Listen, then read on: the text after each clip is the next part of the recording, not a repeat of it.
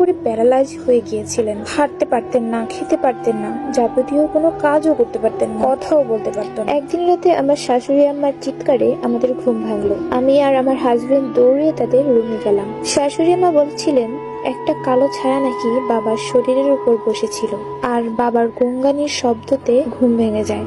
বলে রাখি, আমার হাজবেন্ড এইসব একদমই সহ্য করতে পারতেন না। সেই রাতে আম্মা ভয় পাওয়ার পরেও আমার হাজবেন্ড আম্মাকে চুপ করিয়ে দিলেন আর বলতে লাগলেন, এসব আজে বাজে জিনিস বকিও না তো। পুরো রুম অন্ধকার, আর এই অন্ধকারের মধ্যেও তুমি আবার কালো ছায়া দেখলে কিভাবে? আম্মা আমাকে আরো কয়েকবার বলছিলেন তিনি তাদের ঘরের মধ্যে বাবার শরীর বরাবর একটা কালো ছায়াকে ঘুরপাক খেতে দেন, কিন্তু আমার হাজবেন্ডের জন্য তিনি চুপ থাকেন। বাবা প্যারালাইজ হয়ে বিছানায় পড়ে থাকতেন। তার মুখ বাঁকা হয়ে গিয়েছিল, ধীরে ধীরে তার পুরো শরীর চিকন হয়ে যাচ্ছিল। বাবাকে সামলানোর জন্য দুজন লোক ঠিক করা হয়। তাদের মধ্যে একজন ছিলেন কাজল দিদি। কাজল দিদি সব সময়